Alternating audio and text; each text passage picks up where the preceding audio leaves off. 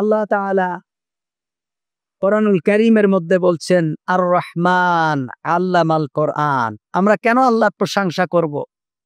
আল্লাহ তাআলা সব থেকে বড় দয়া, সব থেকে বড় করুণা, সব থেকে বড় অনুগ্রহ যে আল্লাহ আমাদেরকে কোরআন শিখিয়েছে। সুবহান। যারা কোরআন জানে না, যাদেরকে আল্লাহ তাআলা কোরআন দেন নাই, তারা বড় অভাগা, দুর্ভাগা। এই কোরআন আল্লাহ মানুষ যে জাতিকে দিয়েছেন, সেই জাতির উপর আল্লাহ তাআলা অনুগ্রহ করেছে।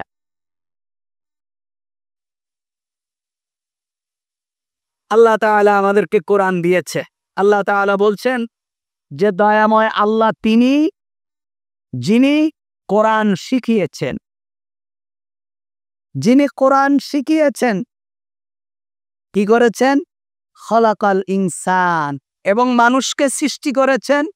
আল্লামাহুল বায়ান, এবং মানুষকে বয়ান শিখিয়েছে, কথা বলা শিখিয়েছেন, ভাষা দিয়েছেন, ভাষা জ্ঞান দিয়েছে। তাহলে দয়াময় আল্লাহ আমাদের প্রতি রহমত করে কি করেছেন? আমাদেরকে কোরআন দিয়েছেন, আমাদেরকে সৃষ্টি করেছেন, আমাদেরকে ভাষা শিখিয়েছেন। আল্লাহ সুবহানাহু ওয়া তাআলা ইনি আমাদের প্রতি দয়া করেছেন, অনুগ্রহ করেছেন। যাদের কাছে কোরআন নেই, যাদের কাছে কোরআন নেই, তারা আজকে পৃথিবীতে সব থেকে অসভ্য জাতি। আপনারা মনে করেন সভ্য কারে বলে?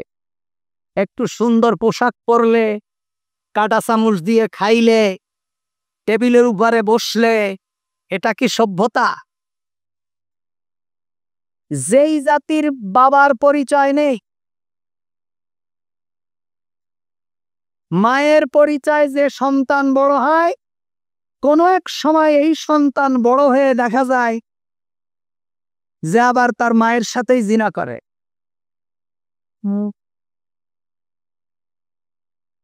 বাবার পরিচয় নেই, কে তার বাবা জানেও না।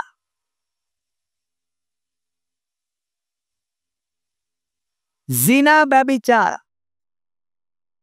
ধর্ষণ, যাদের কাছে কোনো ব্যাপারই না, সে জাতি কি সভ্য? সেই জাতি সভ্য না। যারা কোরআন অনুযায়ী জীবন পরিচালনা করে না, তারা কখনো সভ্য হতে পারে না। কোরআনে আল্লাহ সুবহানাহু ওয়া তাআলা পারিবারিক জীবনের সভ্যতা,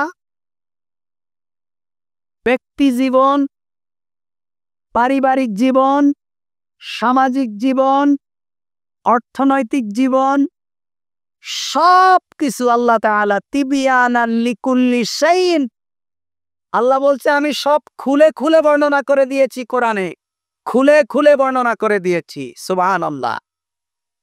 কোন কোরআনের মধ্যে আমি কোনো কিছুর কমতি রাখিনি। এই কোরআন আল্লাহ তাআলা আমাদের উপরে দিয়েছে, আমাদেরকে দয়া করেছেন। আল্লাহ তাআলা বলছেন খলাকাল ইনসানা ফি আহসানি তাকবীর, আমি মানুষকে সুন্দর আকৃতি দিয়ে বানিয়েছি। তোমরা আমার কেন প্রশংসা করবা? আমি তোমাদেরকে সকল মাখলুকের মধ্যে সুন্দর আকৃতি দিয়ে বানিয়েছি। সবার মধ্যে মানুষ সুন্দর।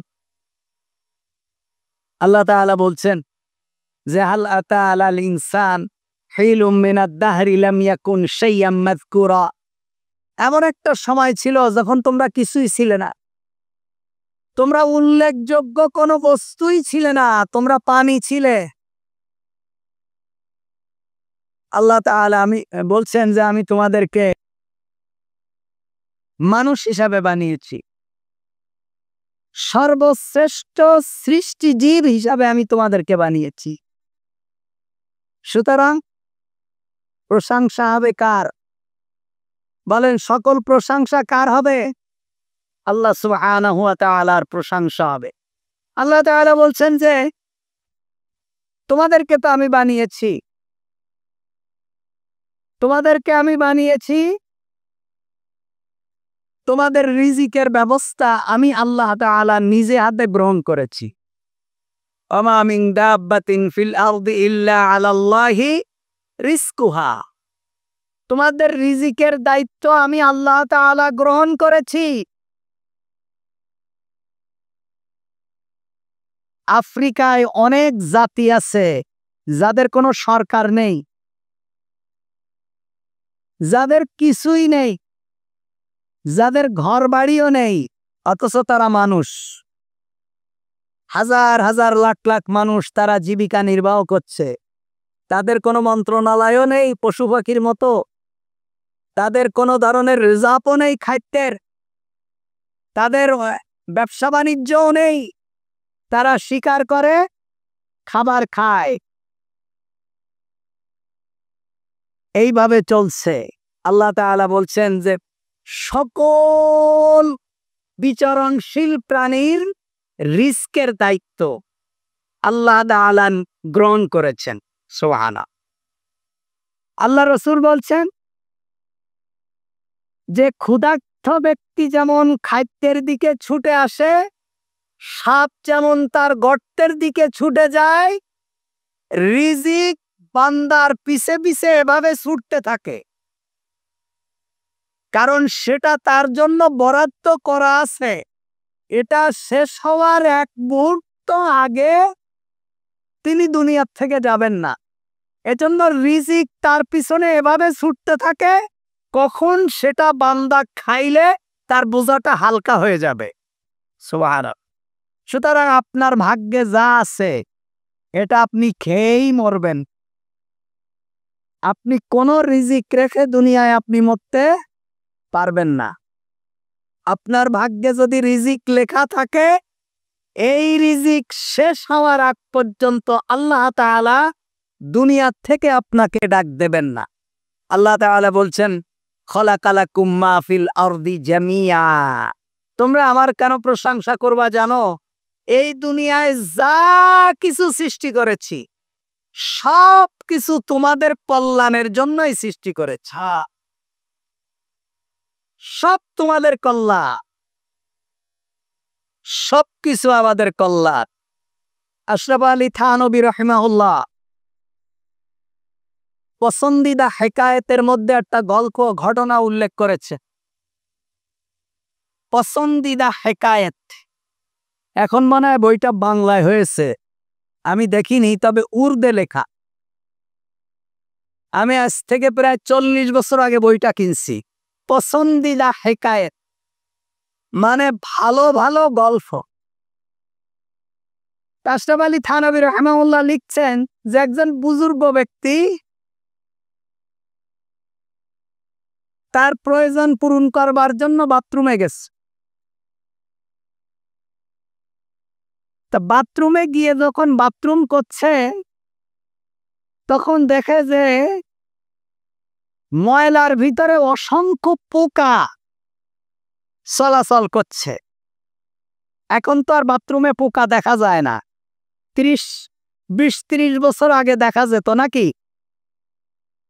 কারণ তখন একেবারে গর্ত করে বাঁশ দিয়ে কমোড করে তার উপরে বসে মানুষ তার প্রয়োজন পূরণ করত, যার কারণে পোকা টোকাগুলো একেবারেই খুব খারাপ অবস্থা।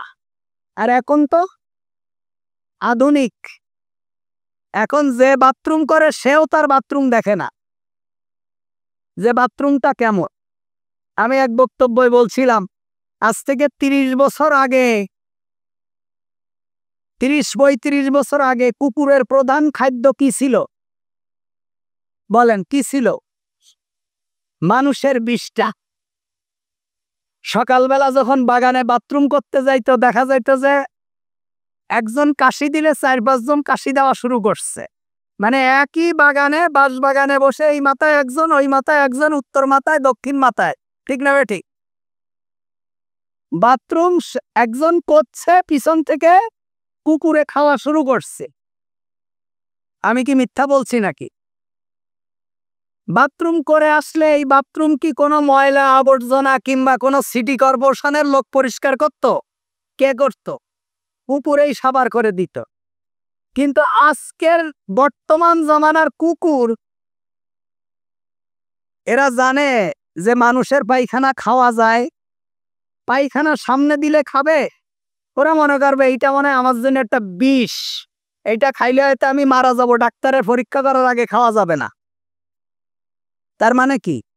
তার মানে হলো কুকুর জানেই না মানুষের পায়খানা কুকুরের খাদ্য ছিল, এক সময় প্রধান খাদ্য ছিল। আজ থেকে ৩০ বছর আগের কথা বলছি, ২০-৩০ বছর আগে মানুষ যারা রুটি খাইতো এরা কারা? সমাজের সব থেকে নিচু শ্রেণীর মানুষ।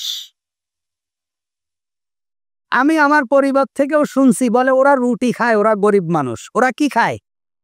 রুটি যারা খাইতো তারা কি? গরিব মানুষ। আর আজকে ৩০ বছর পরে যদি কেউ রুটি খায় তারা কি? সমাজের সব থেকে এলিট শ্রেণীর মানুষ। আরে বাবা, তোমরা তো বাঙাল মানুষ, ভাত খাও। ওরা বাঙাল না, ওরা ভাত খায় না, ওরা রুটি খায়। ওরা কি খায়? সময়ের পরিবর্তনে রুটিটা কি হয়ে গেছে? আধুনিক হয়ে গেছে। তা আশরাফ আলী থানভী রাহিমাহুল্লাহ লিখেছেন যে একজন বুজুর্গ ব্যক্তি যখন বাথরুম করছে তখন দেখে যে বাথরুমের ভিতরে অসংখ্য পোকা কিলিবিলি করছে। তুমি বলছে আল্লাহ তাআলা বলছেন খলাকালাকুম মা ফিল আরদি জামিয়া, আল্লাহ সকল সৃষ্টি মানুষের কল্যাণের জন্য বানিয়েছেন।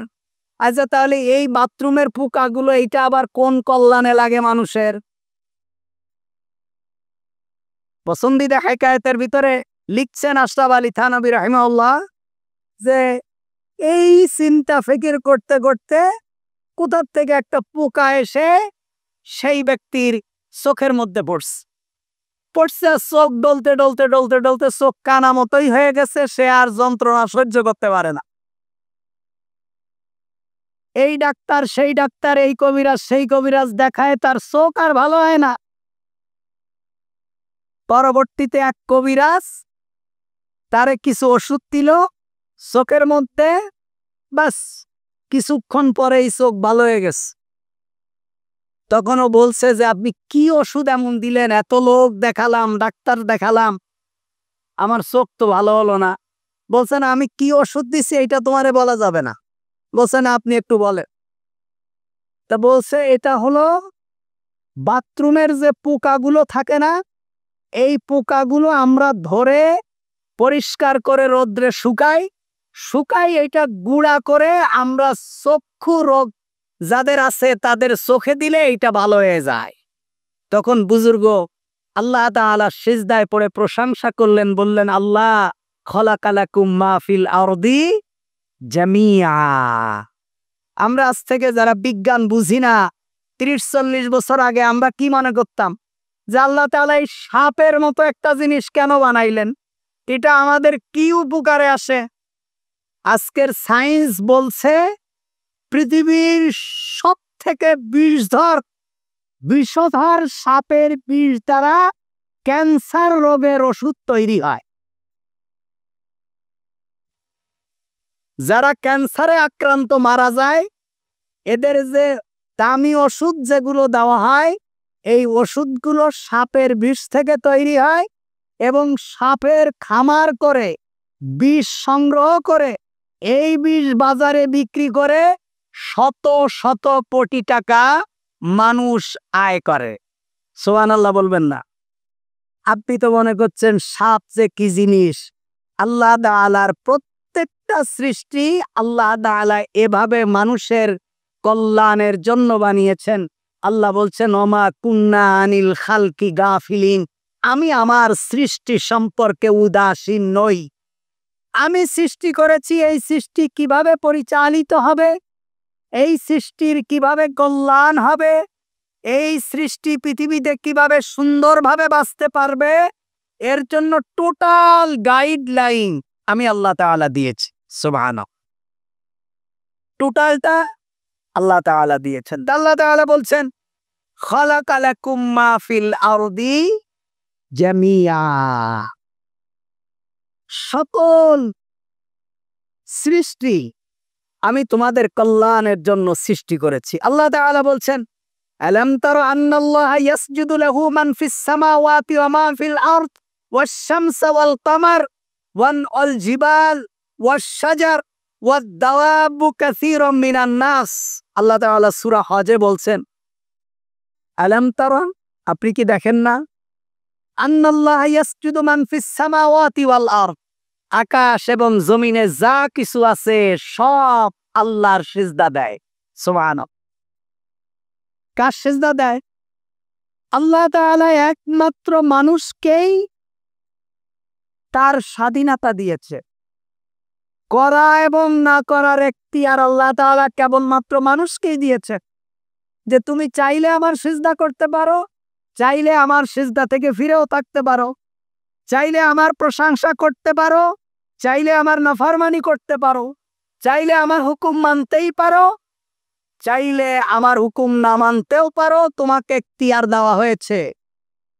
এছাড়া এই আকাশ এবং এই জমিনের যত সৃষ্টি আছে আল্লাহ তাআলার, আমরা বলি 18,000 মাখলুকাত না, এই কথাটা সম্পূর্ণ ভুল। কত হাজার মাখলুকাত, কত কোটি মাখলুকাত আল্লাহই জানেন। আল্লাহ বলছেন আমি অসংখ্য বানিয়েছি, কোনো সংখ্যা আল্লাহ দেননি। আপনি সংখ্যার মাপেন কেন? নদীর মধ্যে যে প্রাণী আছে এটা কত কত হাজার, আপনি বুঝবেন কিভাবে? এমন এমন প্রাণী আজকের বিজ্ঞান আবিষ্কার করছে যেটার কখনো আপনি শোনেননি। দেখা তো তার দূরের কথা, যার কথা আপনি শোনে নাই না। সুতরাং আল্লাহর অসংখ্য সৃষ্টি, আল্লাহ তাআলা বলছেন সবাই আমার সিজদা দেয়, সবাই আমার আনুগত্য করে। আপনি কি দেখেননি? আন্নাল্লাহা ইয়াসজুদু মান ফিস সামাওয়াতি ওয়া মান ফিল আরদ, আকাশ এবং জমিনে যা কিছু আছে সব সিজদা দেয় কার? আল্লাহ তাআলার। আকাশ এবং জমিন মানে কত বড়, আকাশ জমিন কতটুকু? আমাদের যে গ্যালাক্সি আছে, আমাদের গ্যালাক্সির নাম কি? অ্যান্ড্রোমিডা। এই আমাদের গ্যালাক্সির মধ্যে পৃথিবীর থেকে 13 লক্ষ গুণ বড় যে সূর্য, পৃথিবীর থেকে কত বড়? 13 লক্ষ গুণ বড় এই আকাশের সূর্যটা। এমন 20 কোটি সূর্য গ্যালাক্সির মধ্যে ইলিশ মাছের মতো পাশাপাশি সাজায় রাখা যাবে। সুবহানাল্লাহ বললেন না? পৃথিবীর থেকে 13 লক্ষ গুণ বড় যেই সূর্য, এমন 20 লক্ষ সূর্যকে শুধু আমাদের গ্যালাক্সির মধ্যে ইলিশ মাছের মতো সাজায় রাখা যাবে। তাহলে গ্যালাক্সিটা কত বড়? আল্লাহ বলছেন আন্নাল্লাহা ইয়াসজুদু মান ফিস সামাওয়াতি ওয়া মান ফিল, আকাশ এবং জমিনে যা আছে সব সিজদা করে কার? আল্লাহ। আমাদের পার্শ্ববর্তী গ্যালাক্সিতে 30 লক্ষ সূর্য, সূর্যের মতো 30 লক্ষ সূর্যকে পাশাপাশি গ্যালাক্সির মধ্যে সাজায় রেখে দেওয়া যাবে। তাহলে সেই গ্যালাক্সিটা কত বড়? সুবহানাল্লাহ, সুবহানাল্লাহ। হুজুররা যখন ওয়াজ করে যে ব্যক্তি জান্নাতে যাবে তার 10টা দুনিয়ার মতো বেহেশত দেওয়া হবে, পাশের মধ্যে যাদের ইসলাম সম্পর্কে কোনো জ্ঞান নেই, আল্লাহ সম্পর্কে জ্ঞান নেই, বলে এইসব ভাউতাবাজি ওয়াজ শুনে লাভ কি? মিয়া দুনিয়ার মতো 10টা পৃথিবীর মতো বেহেশত দেবে, তার লোক কোথায় থাকবে?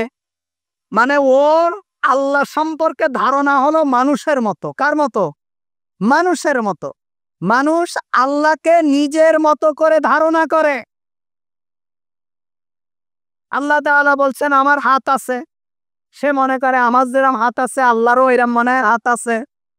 আল্লাহ বলছেন আমি দেখি, তা আল্লাহ যখন দেখে আমিও দেখি, তাহলে আমারও চোখ আছে, আল্লাহরও মনে হয় আমার মতোই চোখ আছে। আল্লাহ বলছেন আমি শুনি, সামিউন, তা আল্লাহ তো শোনেন, তাহলে আমি কি দিয়ে শুনি? কান দিয়ে। তাহলে আল্লাহ মনে হয় কান দিয়ে শোনে। আল্লাহ কি দিয়ে শোনে? আল্লাহর কান কেমন? আল্লাহর হাত কেমন? আল্লাহর চেহারা কেমন, সেটা আল্লাহর মতো। কার মতো? আল্লাহই জানেন। আল্লাহ আমাদেরকে বলেননি, আল্লাহ শুধু বলেছেন আমি শুনি। এই আমি শুনি এর উপরে আমাদের ঈমান। আল্লাহ বলছেন আমি দেখি, এই দেখার উপরে আমাদের কি? কিভাবে দেখেন আল্লাহ জানা। এখন আল্লাহ দেখেন, আমিও দেখি। আল্লাহকে নিজের মতো করে ধারণা করা যাবে না। আল্লাহ তাআলা আছেন, কিভাবে আছেন আল্লাহই জানেন। আল্লাহ কেমন আছেন আল্লাহই জানেন। সুতরাং আল্লাহ তাআলা বলছেন এই আকাশ এবং জমিনে যা কিছু আছে সব কিছু আল্লাহ তাআলা সিজদা দেয়। ওয়াশ-শামস ওয়াল কমার, এই চন্দ্র এবং সূর্য। সূর্য প্রতিদিন আল্লাহর আরশে গিয়ে সিজদা দেয়। সুবহানাল্লাহ। সূর্য চন্দ্র কার সিজদা দেয়? আল্লাহ তাআলা সিজদা দেয়। আমান ফিল আরদ ওয়াশ-শামস ওয়াল কমার ওয়ান নুজুম, আল্লাহ তাআলা বলছেন তারকারাজি, তারকারাজি আল্লাহ তাআলা সিজদা দেন। তারপরে কি? ওয়াল জিবাল, সকল পাহাড় পর্বত কা আল্লাহ তাআলা সিজদা দেন। আপনি যদি মনে করেন আমি তো সিজদা দেই মসজিদে এসে পাছা উপরের দিক দিয়ে মাথা নিচুর দিক দিয়ে, তা কই কোনোদিন পাহাড়ে তো এভাবে সিজদা দিতে দেখলাম না। পাহাড় কিভাবে সিজদা দেবে, কোন সিস্টেমে দেবে, কোন অবয়ে দিচ্ছে, সেটা নির্ধারণ করে দিয়েছেন কে? আল্লাহ তাআলা। সে তার মতো দিচ্ছে, সে তার মতো দিচ্ছে। সুতরাং অন্যের ইবাদত কেমন হবে, কার ইবাদত কেমন হবে, কার সিজদা কেমন হবে, সেটা নির্ধারণ করেছেন কে? আল্লাহ সুবহানাহু ওয়া তাআলা। আল্লাহ তাআলা বলছেন ওয়াশ-শাজার, সমস্ত গাছগাছালি যত তরুলতা আছে সব সিজদা দেয় কার? আল্লাহ তাআলা সিজদা দেয়। আল্লাহ তাআলা বলছেন ওয়াদ-দাওয়াব, এবং সকল সৃষ্টি তার সিজদা দেয়। ওয়া কাসীরুম মিনান নাস, আল্লাহ তাআলা অন্য জায়গায় বলেছেন সকল সৃষ্টি তার সিজদা দেয়। আয়াতের শেষে কি বলছেন? ওয়া কাসীরুম মিনান নাস, অধিকাংশ মানুষ। কি বললেন? তার মানে সমস্ত মানুষ আল্লাহর সিজদা দেয় না। সমস্ত মানুষ আল্লাহর প্রশংসা করে না। সমস্ত মানুষ আল্লাহর ইবাদত করেন না। মানুষের মধ্যে কিছু মানুষ আল্লাহ তাআলা সিজদা দেয়। আর আল্লাহ তাআলার মানুষ ছাড়া যত সৃষ্টি আছে সমস্ত সৃষ্টির সবাই আল্লাহর ইবাদত করে। সুবহানাল্লাহ। মানুষ ছাড়া আর কেউ আল্লাহর বিরুদ্ধে বিদ্রোহ করে না। মানুষ ছাড়া আর কেউ আল্লাহর বিরুদ্ধে কোনো বিদ্রোহ করে না, আল্লাহর ইবাদত থেকে নিজেকে ফিরিয়ে রাখে না। আল্লাহ তাআলা বলছেন ইউসাব্বিহু লাহু মা ফিস সামাওয়াতি ওয়া মা ফিল আরদ লাহুল মুলকু ওয়া লাহুল হামদ, এই আকাশ এবং এই জমিনে যা আছে সবাই আল্লাহর প্রশংসা করে, কারণ লাহুল মুলকু, সকল রাজত্ব তার জন্য, ওয়া লাহুল হামদ, এবং সকল প্রশংসা একমাত্র আল্লাহর জন্য। সুবহানাল্লাহ। পৃথিবীর সবাই আল্লাহর প্রশংসা করে। এজন্য একজন কবি বলছেন,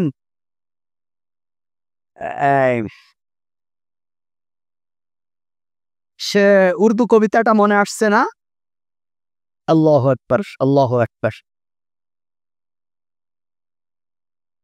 যাও, মনে আসলে ইনশাআল্লাহ বলবো। আল্লাহ তাআলা বলছেন ইউসাব্বিহুর রুআদা বিহামদি, আল্লাহ তাআলা বলছেন মেঘের গর্জনও আল্লাহর প্রশংসা করে। এই যে মেঘ গর্জন করে এটা আল্লাহর প্রশংসা সহকারেই গর্জন করে। এখন আপনি বলবেন আমি তো বুঝি না। আপনার বোঝার দরকার নেই, আল্লাহ বলেছেন এ কথার উপরই ঈমান আনতে হবে। আল্লাহ বলেছেন এই কথার উপরেই ঈমান আনতে হবে। আল্লাহ তাআলা বলছেন যে পৃথিবীর সব কিছু আল্লাহ তাআলার প্রশংসা করে। নবী করিম সাল্লাল্লাহু আলাইহি ওয়াসাল্লাম আমাদেরকে কার প্রশংসা শিখিয়েছেন? আল্লাহর প্রশংসা শিখিয়েছেন। কিন্তু দুর্ভাগ্যের বিষয় হলো আমরা আল্লাহর প্রশংসা বাদ দিয়ে শুধু নবীর প্রশংসা আর আল্লাহর ওলিদের প্রশংসা নিয়েই ব্যস্ত। নবী কার প্রশংসা শিখিয়েছেন? আল্লাহর প্রশংসা শিখিয়েছেন। নবীর প্রশংসা আমরা ততটুকু করব যতটুকু আল্লাহ করতে বলেছেন, যতটুকু আল্লাহ করতে বলেছেন, যতটুকু মুহাম্মাদুর রাসূলুল্লাহ সাল্লাল্লাহু আলাইহি ওয়াসাল্লাম আমাদেরকে শিখিয়েছেন। অতিরিক্ত কোনোভাবেই বাড়াবাড়ি করা যাবে না। তাতে আল্লাহ সুবহানাহু ওয়া তাআলা সন্তুষ্টির জায়গায় অসন্তুষ্ট হবে। নবী মুহাম্মদ সাল্লাল্লাহু আলাইহি ওয়াসাল্লামের প্রশংসা কতটুকু করব, কিভাবে করব, কোন পদ্ধতিতে করব, নবী করিম সাল্লাল্লাহু আলাইহি ওয়াসাল্লাম আমাদেরকে শিখিয়েছে। আর সব জায়গায় আল্লাহ তাআলার প্রশংসা আল্লাহর হাবিব সাল্লাল্লাহু আলাইহি ওয়াসাল্লাম আমাদেরকে শিখিয়েছে। একদম ঘুম থেকে ওঠার সময়, ওঠা থেকে শুরু করে একেবারে ঘুমানো পর্যন্ত সব জায়গায় প্রশংসা শিখিয়েছেন মুহাম্মাদুর রাসূলুল্লাহ সাল্লাল্লাহু আলাইহি ওয়াসাল্লাম। আমরা যখন ভাত খাই তার প্রশংসা করি, আলহামদুলিল্লাহ, বিসমিল্লাহি ওয়া আলা বারাকাতিল্লাহ। পারেন না? পারেন? যদি দোয়া নাও পারেন কি বলবেন? বিসমিল্লাহ। কি বলবেন? বিসমিল্লাহ। নবী করিম সাল্লাল্লাহু আলাইহি ওয়াসাল্লাম বলছেন, যদি কোনো ব্যক্তি আল্লাহর নাম নেওয়া ব্যতীত খানা শুরু করে তাহলে তার সাথে তার খাওয়ার ভিতরে শয়তান শরীক হয়ে যায়। কি হয়ে যায়? শয়তান শরীক হয়ে যায়, অর্থাৎ তার প্লেট থেকে শয়তানও খায়। তাহলে খাওয়ার শুরুতে কার প্রশংসা? খাওয়ার শেষেও আল্লাহর প্রশংসা মুহাম্মদ সাল্লাল্লাহু আলাইহি ওয়াসাল্লাম আমাদেরকে শিখিয়েছেন। আলহামদুলিল্লাহিল্লাযী আত'আমানা ওয়া সাকানা ওয়া জাআলানা মিনাল মুসলিমিন। পারেন? এখন যদি বলি হাত উঠান তাহলে তো দেখা যাবে যে কয়েকজন উঠাবে আর বাকি কেউ নেই। বাকি কেউ নেই। ডাক্তার আপনারে বলতেছে যে এই খাওয়া খাওয়া যাবে না, আপনার খুব লোভ লাগছে কিন্তু আপনি খাচ্ছেন না কেন? ডাক্তার নিষেধ করেছে। আল্লাহ তাআলা যদি বলতেন দোয়া না শিখলে খাওয়া হারাম, তাহলে কি অবস্থা হতো? তাহলে তো আসরের এখন নামাজ পড়া বাদ দিয়ে আগে দোয়া শিখতেন। বলতেন নামাজ তো বেঁচে থাকলে পড়তে পারবো, খাওয়ার টাইম হয়ে গেছে, আগে দোয়া শিখে নেই। আল্লাহ যদি বলতেন যে দোয়া না শিখলে খাওয়া যাবে না, দোয়াগুলো শিখে নেবেন। খাওয়ার শুরুতে কমপক্ষে বিসমিল্লাহ। কি বলবেন? বিসমিল্লাহ। খাওয়ার শেষে আলহামদুলিল্লাহিল্লাযী আত'আমানা ওয়া সাকানা ওয়া জাআলানা মিনাল মুসলিমিন। যদি সবটুকু না পারেন, শিখবেন, শেখার আগ পর্যন্ত শুধু বলবেন আলহামদুলিল্লাহ। কি বলবেন? যে আল্লাহ সব প্রশংসা আপনার, আপনি আমাকে খাওয়ায়েছেন, আমাকে পান করার তৌফিক দিয়েছেন। আপনি আমাকে খাওয়ায়েছেন, আপনি আমাকে পান করার তৌফিক দিয়েছেন। তারপরে ঘুমানোর শুরুতে প্রশংসা হবে কার? কে শিখিয়েছেন? মুহাম্মাদুর রাসূলুল্লাহ সাল্লাল্লাহু আলাইহি ওয়াসাল্লাম।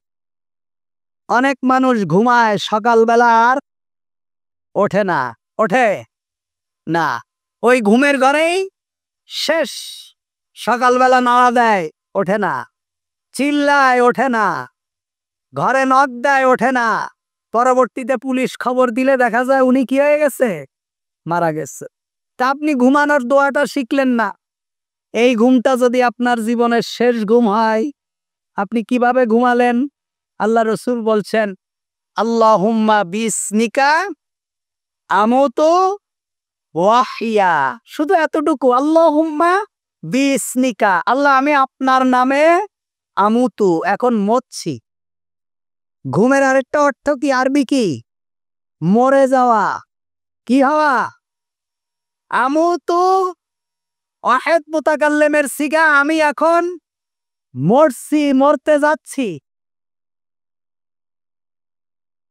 আল্লাহ আমি আপনার নামের উপরে মরছি, যদি আপনি চান ওয়াহিয়া তাহলে কালকে সকাল 10টার সময় ঘুমেতে উঠবো নাকি ফজরের আগে?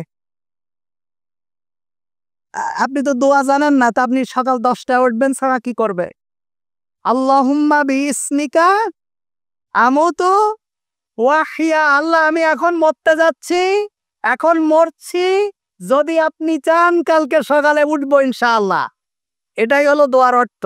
আপনি তো দোয়া শিখলেন না, আপনি ঘুমালেন, সকালবেলা উঠলেন না।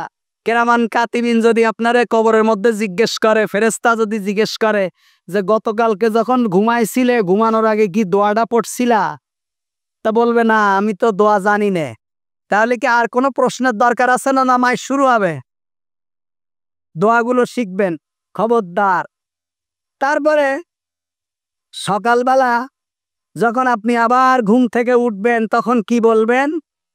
আলহামদুলিল্লাহিল্লাযী আহইয়ানা বাদামা আমাতানা ওয়া ইলাইহিন। আপনি তো শুধু হুজুরদের ভুল ধরেন। আপনারা কিছু মানুষ তো আছেনই হুজুরদের ভুল ধরেন।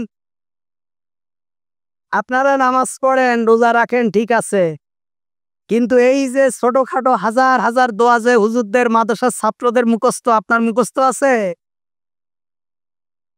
এ কারণে আল্লাহ রসুল বলেছেন কোন মাদ্রাসার ছাত্র যদি রাস্তা দিয়ে হেঁটে যায়, আল্লাহর ফেরেশতারা তাদের ডানাগুলোকে ছাত্রদের পায়ের নিচে বিছায় দেয়।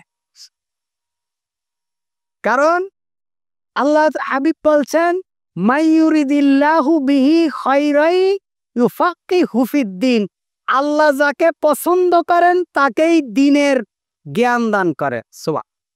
তাহলে যারা আমরা দ্বীন শিখি নাই, যাদের নসিবে হয়নি, মনে করবেন আল্লাহ তাআলা আমাদেরকে পছন্দ করেননি।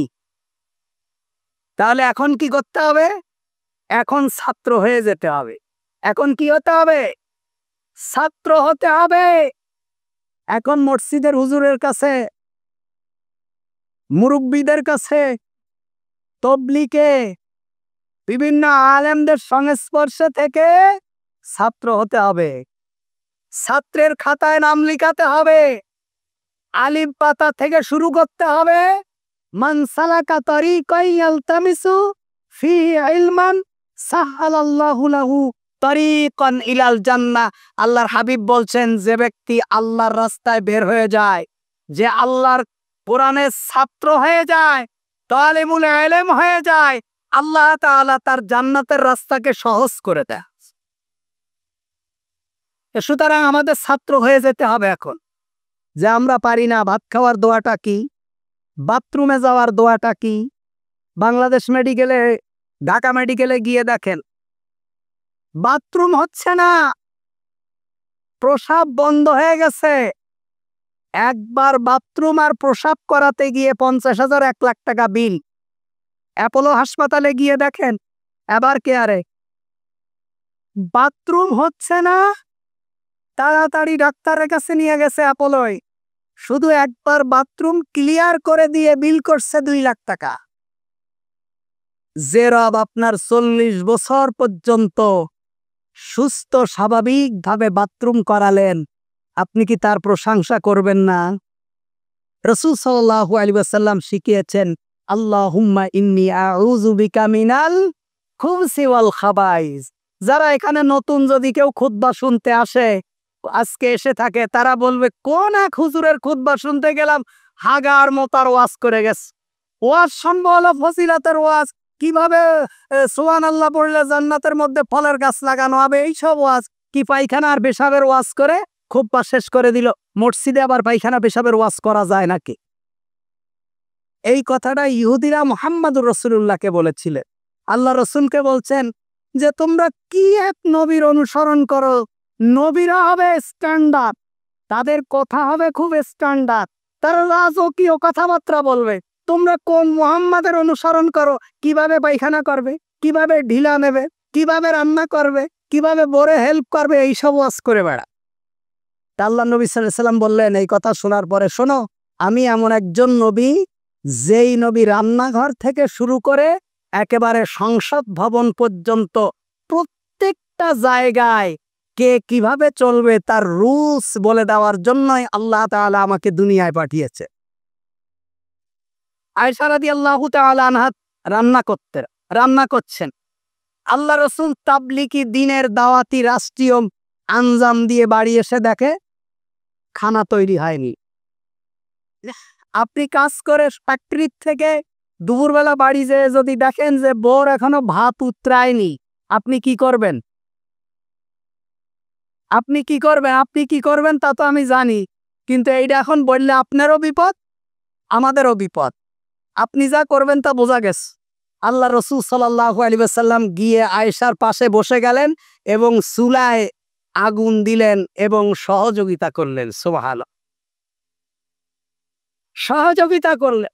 আয়েশা রাদিয়াল্লাহু তাআলা আনহাকে একদিন বলছেন, আয়েশা আজকে তো চাঁদের রাত, নাও আমরা একটু দৌড়াদৌড়ি করি। কি করি? দৌড়াদৌড়ি করি। আমি মসজিদের ইমাম, আপনার খতিব, আমি থাকি হলো উত্তরায়। আপনি কোনো কারণে আপনারা এখানে যে দেখলেন রাত্রে 9টার সময় আমি আর আমার ওয়াইফ উত্তরা 13 নম্বর সেক্টর পার্কের মধ্যে দৌড়াদৌড়ি করছি, পরে শুক্রবারে আমার এখানে আর খুদ্া থাকবে? বলবে কোন হুজুরের পিছনে নামাজ পড়েন, মহিলা নিয়ে দেখি দৌড়াদৌড়ি শুরু করছে।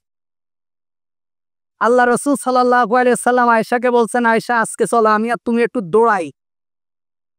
তাই আয়েশা রাদিয়াল্লাহু তাআলা আনহা বলছেন, ইয়া রাসূলুল্লাহ ঠিক আছে দৌড়াই। দুইজন ছুট দিলেন। ওই লক্ষ্যবস্তুর আগে যে কাছে যে পৌঁছাতে পারবে সে হবে ফার্স্ট, 1 নাম্বার। আয়েশা রাদিয়াল্লাহু তাআলা আনহা দৌড়ায় আগে চলে গেলেন, গিয়ে বলছেন, ইয়া রাসূলুল্লাহ আমি আজকে আপনাকে হারাই দিয়েছি, আমি ফার্স্ট হয়েছি। সুবহানাল্লাহ বলে। বিশ্ব নবীকে হারাই দিলেন কে? তার স্ত্রী। বেশ কিছুদিন পর আয়েশা রাদিয়াল্লাহু তাআলা আনহা বলছেন, আমার শরীর একটু ভারী হয়ে গেছে, স্থূল হয়ে গেছে। আল্লাহ রাসূল বললেন, আয়েশা আজকে আবার একটু শুরু করা যাক। তো বলছে, ইয়া রাসূলুল্লাহ ঠিক আছে। দুইজন আবার ছুট দিলেন। আয়েশা রাদিয়াল্লাহু তাআলা আনহার শরীর ভারী হয়ে গেছে। আয়েশা রাদিয়াল্লাহু তাআলা আনহা পিছে পড়ে গেছেন। আল্লাহ রাসূল লক্ষ্যবস্তুর কাছে গিয়ে পৌঁছায় গেলে আল্লাহ রাসূল বললেন, আয়েশা ওই দিনের প্রতিশোধ নিলাম, সেদিন তুমি প্রথম হয়েছিলে, আমাকে হারায় দিয়েছ, আমি মুহাম্মাদুর রাসূলুল্লাহ আজকে প্রথম হয়ে গিয়েছি।